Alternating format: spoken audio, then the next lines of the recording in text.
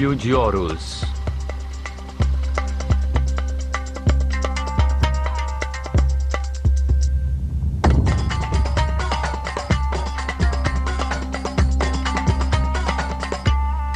Décima parte. Philae, o princípio feminino.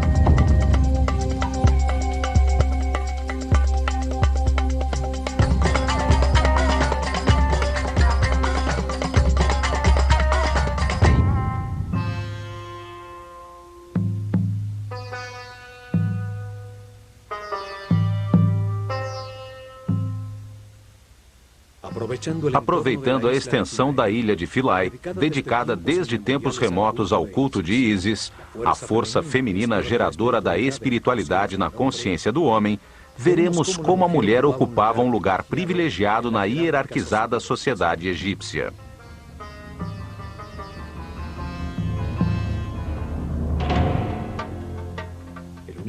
O universo egípcio estava fundamentado na dualidade, no masculino e no feminino, iguais entre si, responsáveis por gerar a ordem em meio ao caos, responsáveis por tornar o mundo cada vez mais perfeito, para depois conservá-lo eternamente.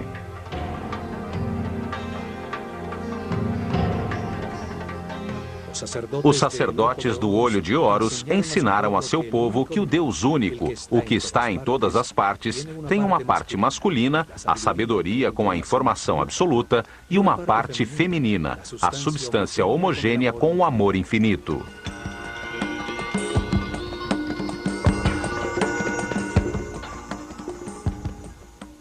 No topo do seu ordenado mundo divino, Atum, como era chamado esse Deus único, sabedoria absoluta mesmo antes da manifestação do universo, já tinha uma parte feminina, chamada Nun.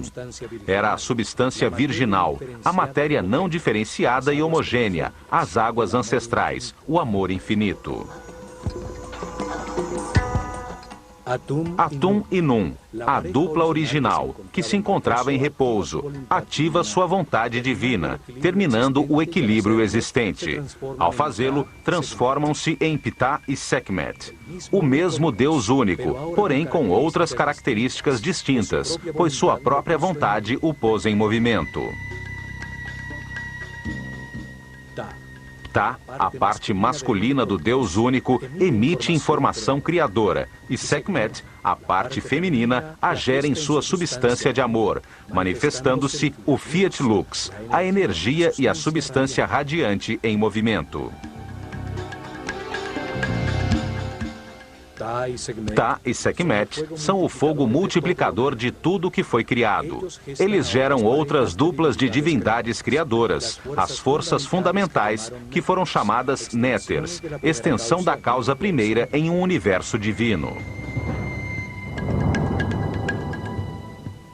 A ação deste fogo radiante sobre si mesmo, sobre a substância amniótica original, gera Tefnut, a evaporação úmida, e Shu, o ar em movimento.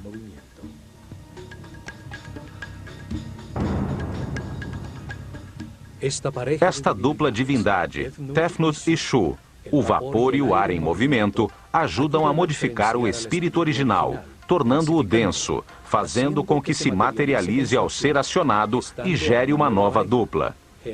Geb, a terra, e Nut, o céu. Desta forma, foram criados os mundos diferenciados no espaço, os reinos minerais sob forma de sóis e planetas, os sistemas solares e as galáxias.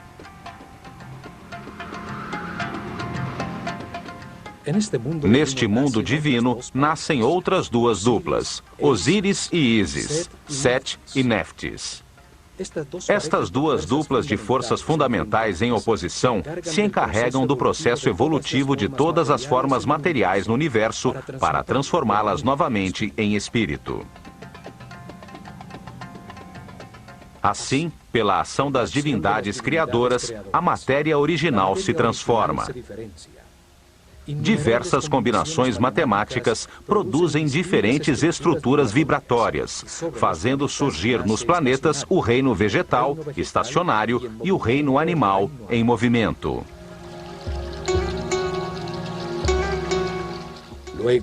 Depois, em outro ato de criação, o Deus único gera seu filho, a consciência do homem. Outra dupla, desta vez humana, formada por um homem e uma mulher, e com capacidade de multiplicar-se.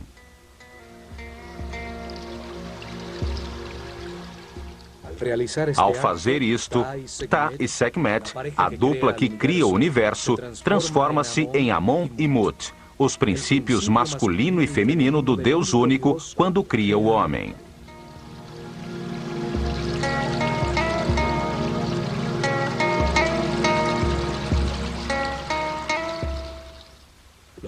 Foram feitos à sua imagem e semelhança, com a capacidade de criar em sua mente, de modelar e construir. Têm livre-arbítrio, para que ao compreender os resultados de suas decisões, se tornem sábios, num processo evolutivo que leva muitas vidas.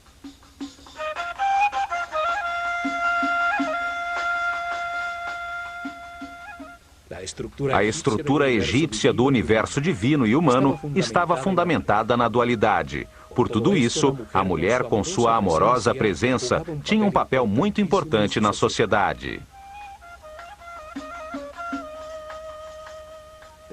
Desde a rainha do Egito, que gera o faraó, às sacerdotisas dedicadas ao culto de Ísis e Hathor, e até a mais humilde mãe do mais simples trabalhador, eram respeitadas e consideradas iguais aos homens.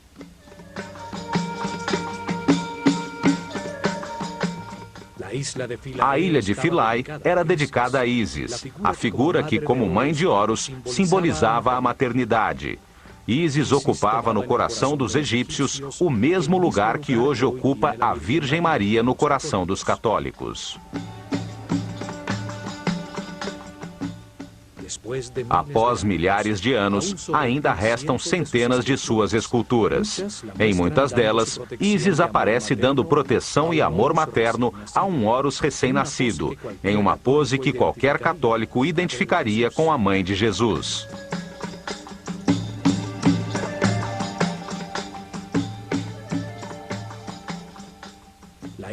A ilha recebia as iniciadas e sacerdotisas dedicadas ao seu culto em uma sociedade igualitária. Centenas de mulheres chamadas Henmuet Neter eram responsáveis pelo treinamento musical, cantos, bailes e pelo toque do sistro durante os rituais em todos os templos do Egito.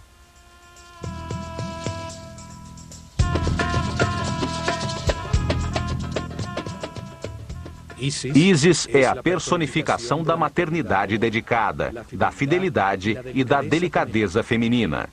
Ísis fornece a substância, as emoções superiores, o êxtase, a intuição que, com o acúmulo de amor e verdade, tornam possível a geração de Horus, a consciência imortal e permanente. Ísis é a força que leva o homem à espiritualidade, em todas as suas reencarnações, enquanto vai abandonando aos poucos sua animalidade original e transformando-se em um ser respeitoso, flexível e sábio. Esse ser vai em direção à consciência permanente, simbolizada por Horus, seu filho imortal. Ísis é a matriz desta consciência permanente. Ela gera no mundo interior de todo homem as emoções superiores, conseguindo que eleve sua frequência de vibração. Ísis manda desde as dimensões superiores em direção à consciência, a inspiração que produz as ideias e que dão lugar às artes. Ísis impulsiona a busca e o reconhecimento de Deus. Impulsiona o caminho à espiritualidade, fazendo com que cada homem, livremente, em seu interior, possa sentir a emoção superior de adorá-lo e que o levará ao êxtase.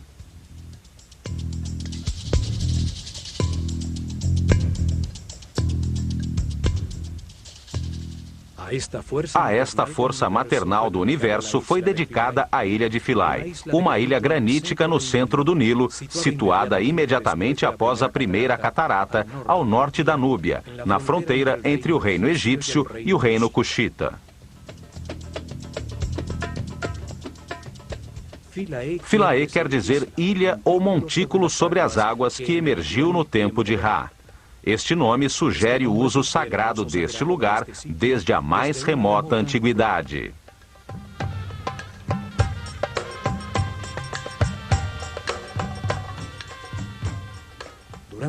Durante milhares de anos, os belos templos ali localizados serviram como ponto de divulgação da cultura, da religião e da arte egípcia em direção à Núbia e ao Sudão.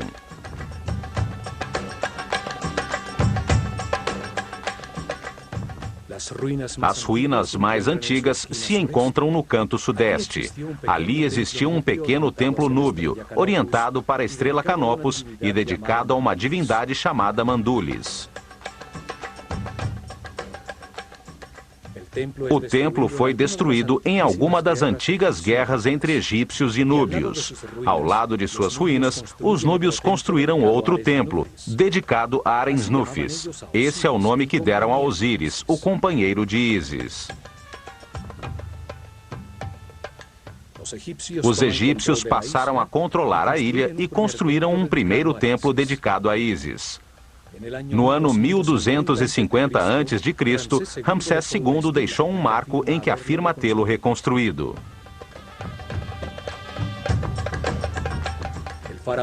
O faraó Taharka faz o mesmo no ano 680 a.C.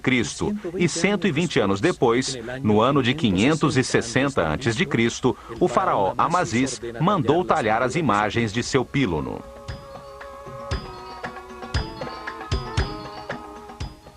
300 anos mais tarde, no canto sul, Nectanebo construiu um pequeno templo.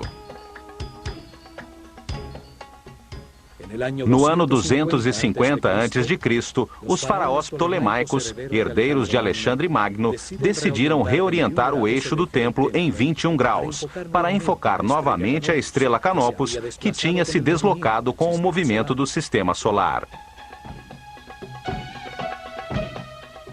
Os templos estelares eram desmontados e reconstruídos a cada 300 ou 400 anos para enquadrar a estrela que estudavam, pois o movimento do sistema solar pela galáxia a tirava da orientação dos pílonos.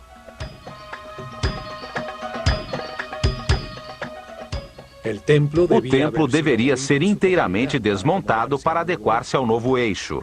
Mas nestes tempos finais, os ptolomeus estavam mais interessados na Grécia e Macedônia, por suas rivalidades com os outros reis helênicos, com quem Alexandre Magno dividiu seu império.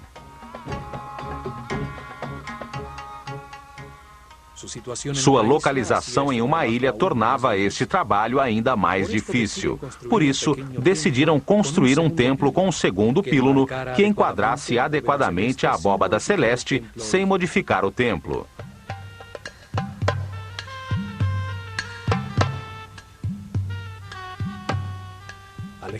Alexandria tinha se tornado a capital do Egito e o grego seu idioma oficial. No ano 31 a.C., Cleópatra VII foi derrotada na Batalha de Actium. Com seu suicídio, o Egito caiu nas mãos de Otávio, que se converteu em Augusto, o primeiro imperador romano. Os imperadores romanos construíram outros templos em Philae. Trajano começou a construção de um pequeno templo que nunca foi terminado. Seus capitéis representam um feixe de papiros, sobre os que ainda se encontram uns cubos de pedra que nunca chegaram a ser talhados com a efígie de Hathor.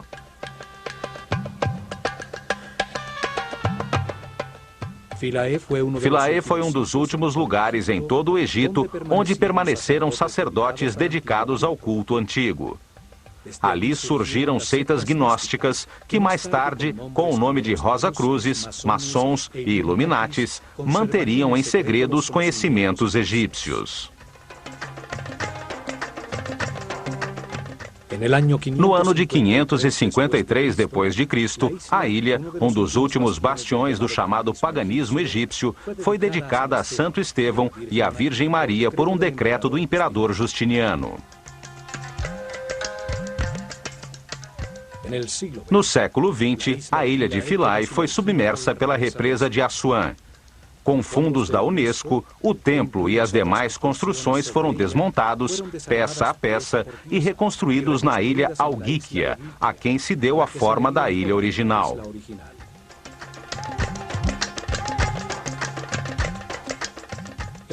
O templo foi orientado da mesma forma que o original. Norman Lockyer registrou o eixo do templo original aos 76 graus e meio sudoeste, com o intuito de focalizar os movimentos da estrela Canopus sobre o Polo Sul. Esta é a mesma estrela a qual estava orientado o templo de Edfu.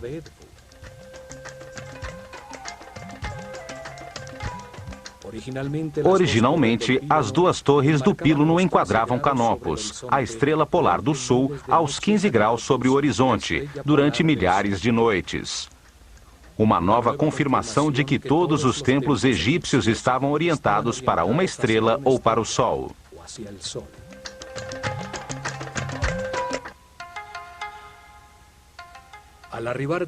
Do Nilo, já se vê a imponente construção, com os dois pílunos que formam o grande pátio interno e a extensa colunata que forma um pátio que termina em frente ao pequeno templo de Nectanebo.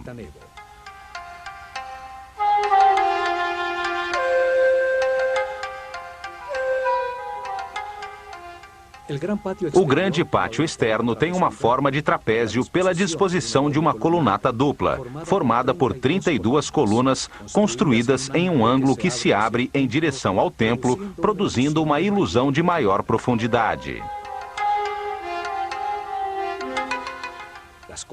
As colunas e um extenso muro que tem a distâncias regulares, uma série de janelas que se abrem para o Nilo, formam um imenso corredor. Todas as colunas são diferentes, como um conjunto de papiros. Seus capitéis floreados, de cores vivas, tinham diferentes formas.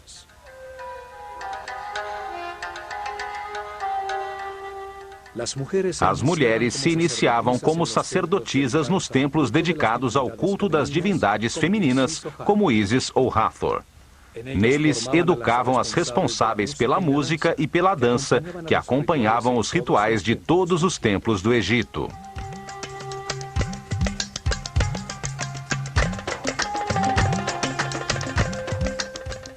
As mulheres dedicadas à música, chamadas de Shemayet, podiam também servir às divindades masculinas e também transformar-se em escribas. Mas era a mulher a encarregada de tocar o sistro, cujo som acalmava as divindades e permitia que a mente do homem descansasse.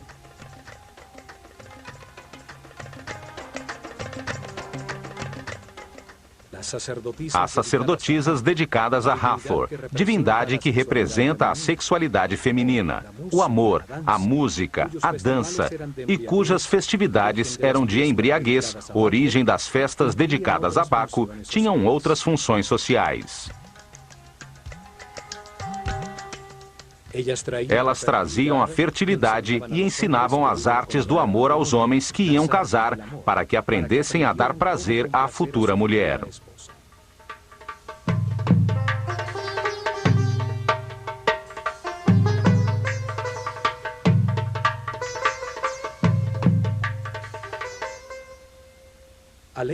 A leste, sobre a colunata do grande pátio, encontra-se um pequeno templo dedicado a Imhotep, o sumo sacerdote que construiu a pirâmide escalonada de Saqqara e deixou os planos e desenhos dos templos de Dendera e Edfu.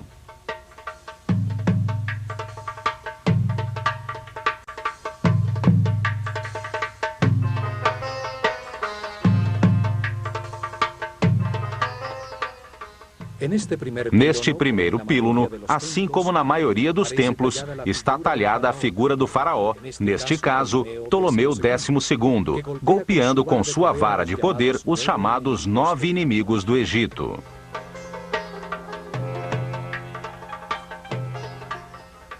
Era uma espécie de superstição gráfica simbólica que mantinha afastadas as forças do caos e proclamava a vontade do faraó, mediador entre o homem e a divindade, de manter a ordem no Egito e em todo o cosmo.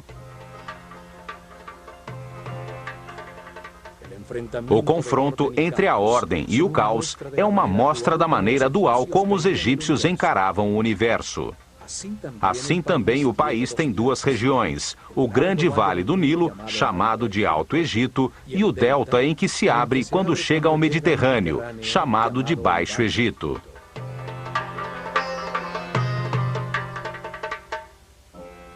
O faraó unificava essa dualidade. Usava duas coroas para indicar seu domínio sobre essas duas regiões. Assim também unia o humano com o divino, pois seu corpo era tido como o molde que continha o Ka-Real, um espírito responsável pelo Egito que reencarnava de faraó em faraó.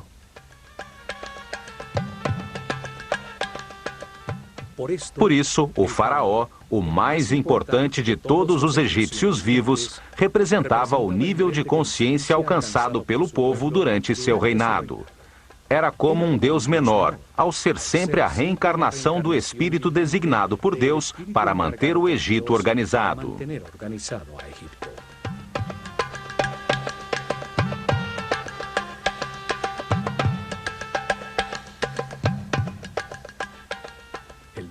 O novo píluno também tem dois mastros, onde ficavam as bandeiras. Suas duas torres deveriam ser simétricas, unidas em um pórtico. No entanto, aqui em Philae, a torre esquerda tem uma porta que leva diretamente à Capela dos Nascimentos.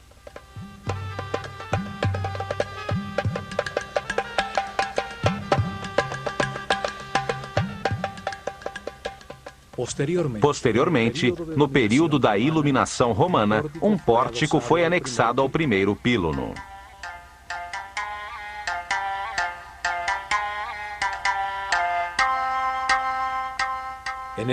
Nesta capela, celebrava-se o nascimento das divindades e de seus filhos, como Horus, e a maternidade de Ísis, nas datas em que sua representação no céu, Sírio, reaparecia anunciando o novo ano, o solstício de verão e a enchente do Nilo.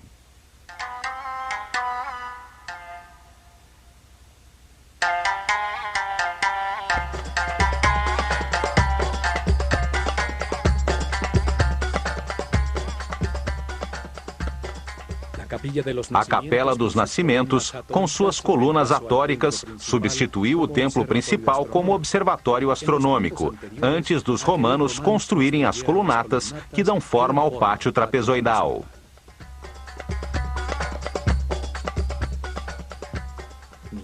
Nenhuma sociedade deu às mulheres o valor dado pelos egípcios. Sua sociedade era igualitária.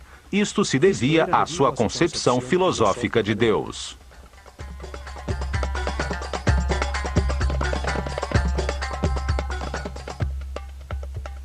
Em ações legais.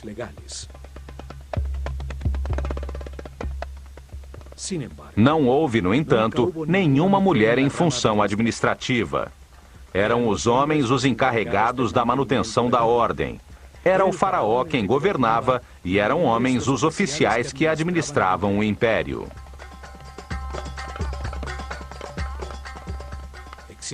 Existe uma lenda que afirma que o direito ao trono era transmitido através da linha feminina, que era a princesa real, a herdeira legal do trono. O homem por ela escolhido como marido se convertia no faraó reinante.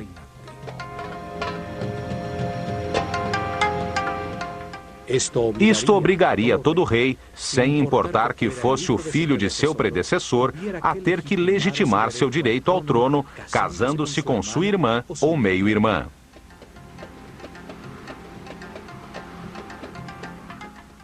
No entanto, não existe uma linha direta de herdeiras que confirme esta lenda.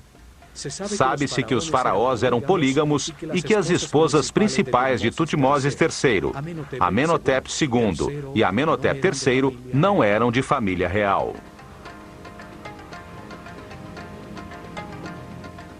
Na realidade, os faraós do Egito que se casaram com irmãs ou meio-irmãs o fizeram com o intuito de imitar as divindades que, como Ísis e Osíris, ou Sete e Néftis, eram irmãos e ao mesmo tempo cônjuges.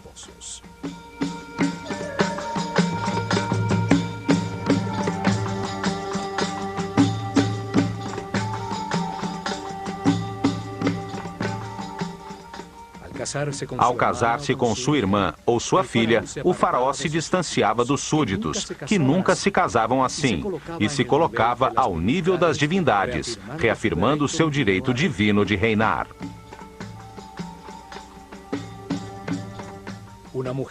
Uma mulher faraó não era uma alternativa normal no Egito. A faraó Hatshepsut chegou ao trono como regente de seu enteado Tutmoses III, filho de seu marido e meio-irmão Tutmoses II com outra mulher. Uma vez no poder, ela se vestiu como homem e assumiu o poder do faraó.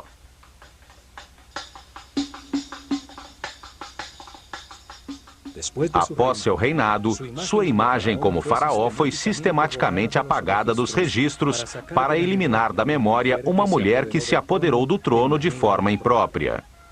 No entanto, suas imagens como rainha ainda continuam intactas.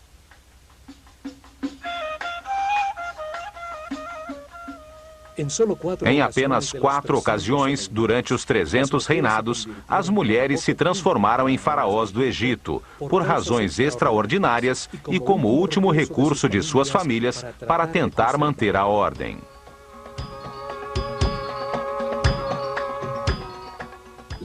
A primeira foi a rainha Nitiriket, que reinou ao final da 6ª dinastia, no começo do caos, que hoje se chama de primeiro período intermediário. A segunda foi Nefruzobk, em situação semelhante ao final da 12ª dinastia. A terceira foi Tausret, que reinou depois do caos causado por Moisés com suas 10 pragas, quando seu marido Sete II morreu afogado cruzando o Mar Vermelho. E a quarta foi Cleópatra, que matou seu irmão antes que o Egito se transformasse em província romana. Todas tinham em comum serem rainhas do Egito por terem se casado com o faraó e chegarem ao trono pela morte destes em circunstâncias extraordinárias.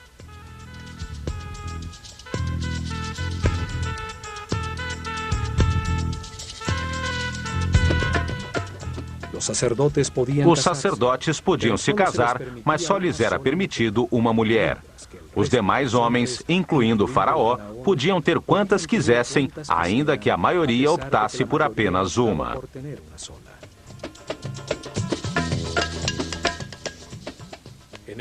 No Egito, existia a separação legal em caso de fracasso do casamento. O homem era obrigado a devolver todas as propriedades e riquezas que a família da mulher havia dado em dote, mais uma parte das suas para os filhos que tivessem tido. Para tanto, somente tinham que dizer, perante o sacerdote do templo e testemunhas das duas famílias, as seguintes palavras: Eu me separo de ti como mulher ou marido e me afasto de ti para sempre. Renuncio a meus direitos sobre ti. Que a vida te dê outro companheiro ou companheira no lugar a que queiras te dirigir.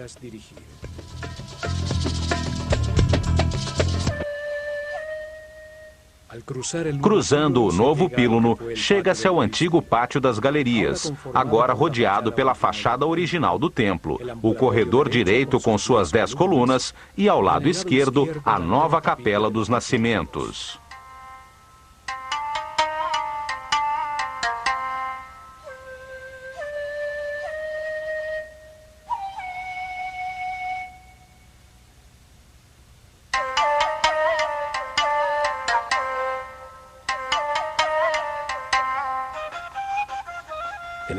Neste pátio encontra-se o marco com o cartucho de Ptolomeu e Cleópatra, que serviu a Champollion para decifrar o decreto escrito em hieroglifos grego e demótico na famosa Pedra da Roseta.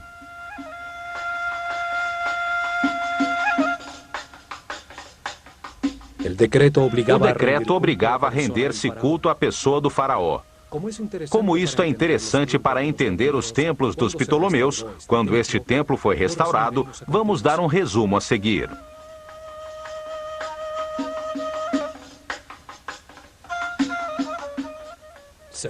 Decreta-se que todos os templos do Egito devem destinar em seu interior, ao lado dos santuários dos deuses, um lugar que mantenha uma imagem em ouro do eterno rei Ptolomeu, o amado de Ptah, o deus Epifânio Eucaristos, diante do qual deve-se colocar a imagem da divindade principal do templo, entregando-lhe a arma da vitória. Tudo deve ser feito com o estilo egípcio, e os sacerdotes, com suas vestimentas sagradas, devem prestar adoração 3 vezes por dia, realizar todos os rituais em sua honra e, nas festividades egípcias, carregá-lo nas procissões, como fazem com os outros deuses.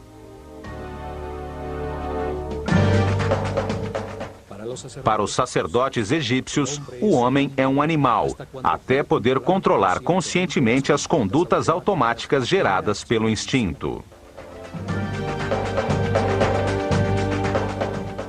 As reações automáticas do instinto permitem aos animais e aos homens ignorantes procriar, manter e defender a vida.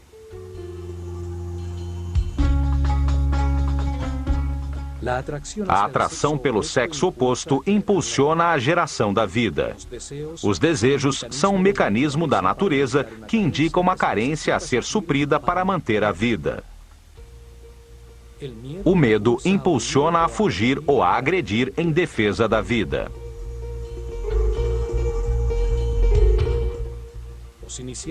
Os iniciados aprendiam que os instintos são uma limitação para a realização espiritual superior.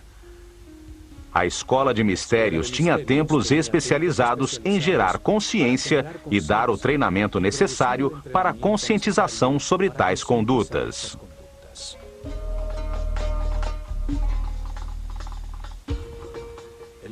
O instinto de agressão era controlado em templos como Kom-Ombo. Ali, os medos eram superados pela compreensão de que nada há a temer, que a morte é apenas um passo para outra vida. Aprendia-se que o medo apenas desperdiça a energia vital necessária para que se atinja a paz interior.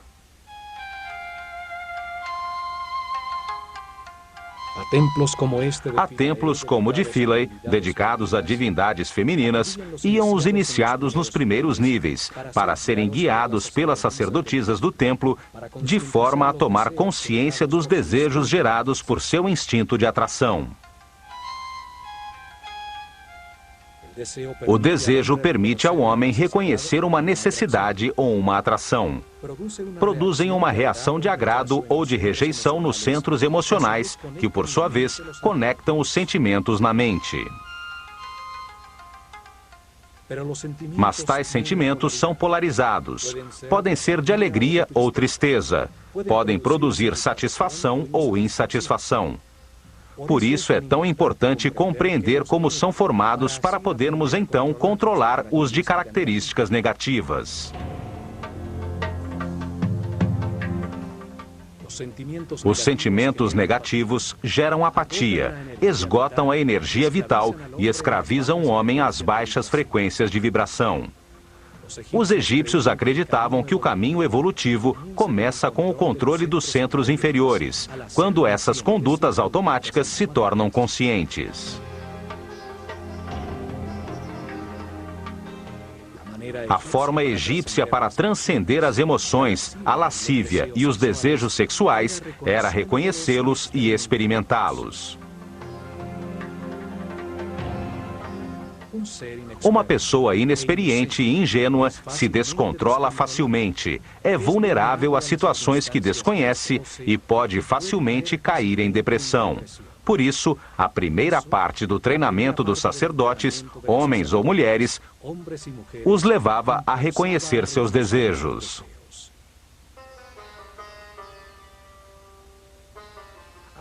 Aprendiam que, ao ativar os centros inferiores e os sentimentos através do amor e da compreensão, o resultado para a mente é sempre de paz, harmonia e felicidade.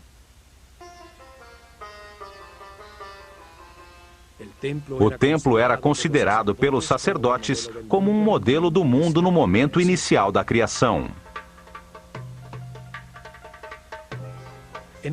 Nesse momento, Deus manifestou o universo, emergindo um pequeno monte de terra das águas do caos, de forma similar ao que acontecia quando as águas transbordadas do Nilo se retiravam todos os anos, permitindo que o Deus Criador aparecesse trazendo vida nova ao país.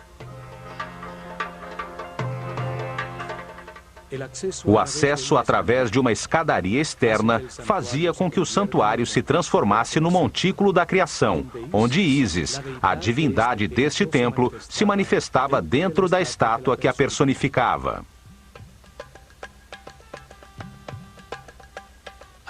Ao subir ao seu interior, chega-se a um pequeno pátio cercado por colunas, localizado no centro do chamado Salão da Vida, um salão suspenso com elevadas colunas.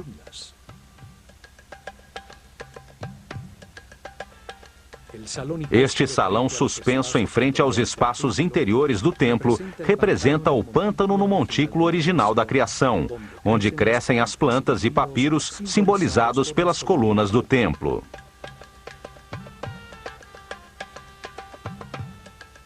O espaço aberto central servia às vezes de capela, onde as figuras simbólicas eram expostas à luz solar para renovar a energia, num ritual antiquíssimo.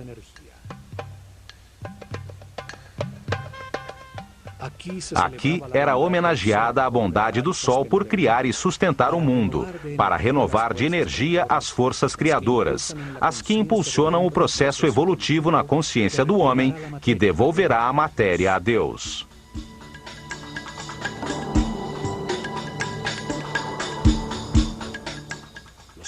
Os muros deste espaço foram talhados para mostrar como o universo era entendido.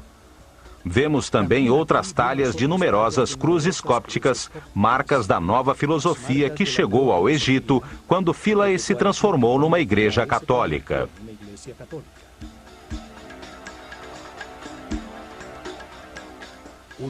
Uma nova forma de ver o mundo, que não apenas tirou o sentido da visão tradicional egípcia, mas que também a considerou aberrante e primitiva.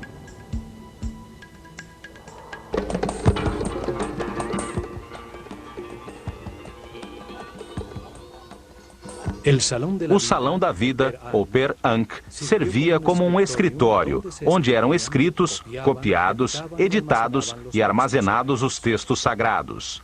Ali eram feitas em papiros as ilustrações mestras que deviam ser talhadas nos muros do templo.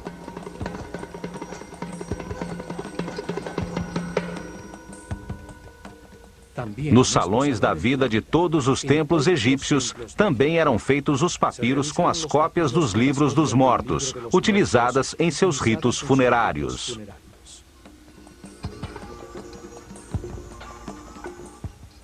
A Casa da Vida era o centro de ensinamento do templo. Teologia, arte, ritualismo, magia, astronomia e medicina eram aqui ensinados. A biblioteca, com os textos armazenados, serviu como modelo para a Biblioteca de Alexandria.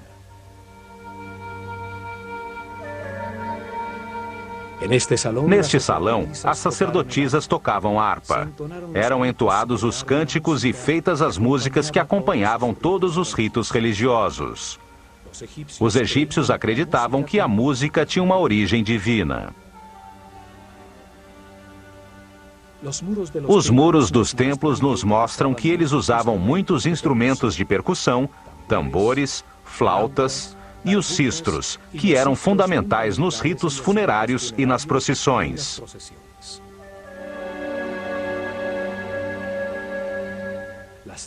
As danças, as músicas e os cantos estimulavam o Criador para que a fertilidade não fraquejasse, evitando assim que o cosmo retornasse ao caos.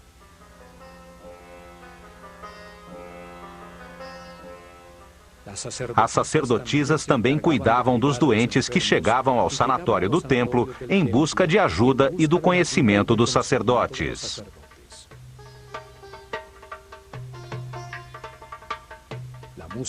A música era usada como instrumento de cura espiritual e material, e as notas musicais eram usadas como medida entre a Terra e os planetas.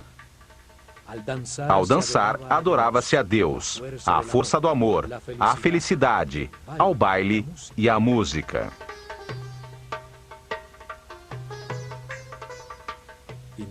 Em seguida, tem-se acesso ao Salão das Aparições, que neste caso não é suspenso, com o tradicional salão aberto para o exterior para receber as oferendas do povo.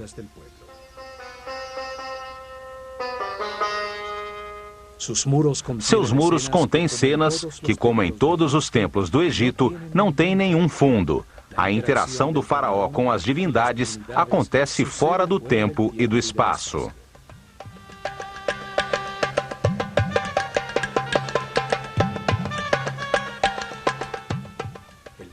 O templo era o cenário onde se representavam os diferentes rituais de forma dinâmica, em meio ao som musical das vozes e instrumentos, o recitar das palavras dos ritos, o cheiro de incenso, em louvor à divindade, para conseguir seu apoio na continuação do universo organizado. Havia liturgias diárias e uma série de festividades cíclicas, onde as figuras simbólicas recriavam os mitos em cerimônias no espaço sagrado do templo e procissões em barcas sagradas pelo Nilo em direção a outros templos.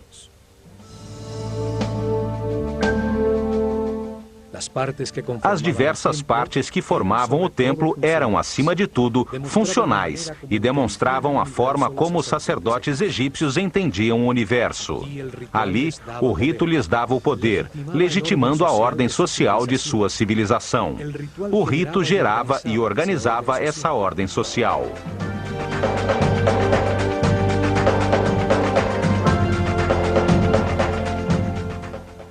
Depois, chega-se à Câmara das Oferendas. Do seu lado esquerdo ficava o Salão da Barca de Ouro, usada para levar a imagem sagrada nas procissões e festividades.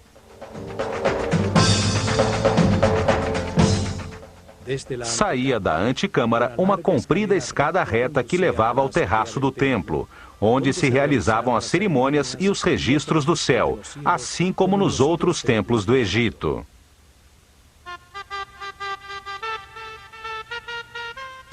Talhados nas paredes desta antecâmara, vê-se o faraó Ptolomeu fazendo oferendas a Ísis.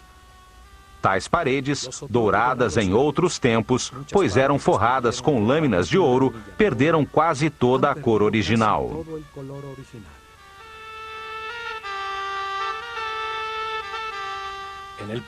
No ponto central do templo estava o Santuário de Ísis, que continha em seu interior um altar de granito com a imagem de ouro da divindade. Era a estátua do culto, que era levada na barca de ouro durante as procissões e rituais.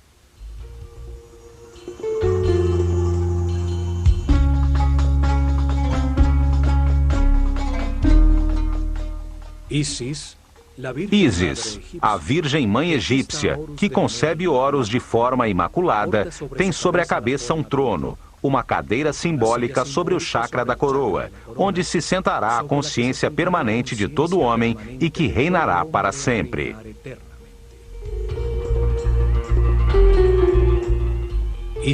Ísis é a tradução grega do nome egípcio Aset, que significa trono da consciência.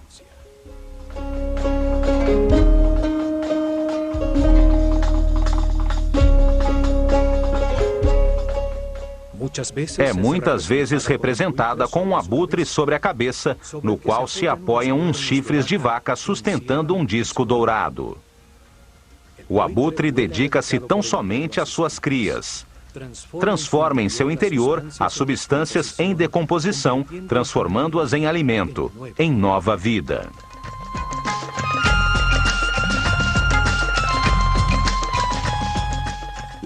A vaca, que transforma a vegetação em alimento para o homem, era para os egípcios o símbolo do princípio nutritivo. Seus chifres têm a forma da lua crescente, mãe dos ciclos, que sustenta o disco solar, fonte da vida e luz da consciência.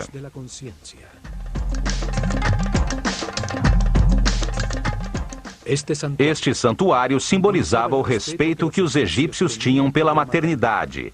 Um respeito baseado na busca da ordem e do equilíbrio.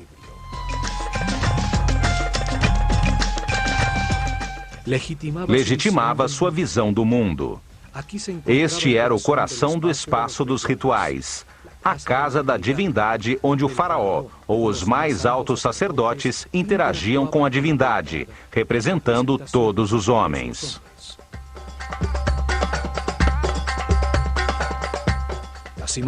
As imagens talhadas da divindade permitem que torne a viver na mente de todos os que a observam, fazendo com que participem simbolicamente de seus rituais e compartilhem suas oferendas.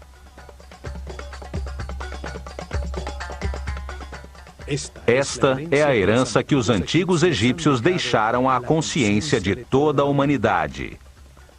A visão de um universo dual. Um lugar onde se experimenta os contrastes polares para que se entenda a neutralidade.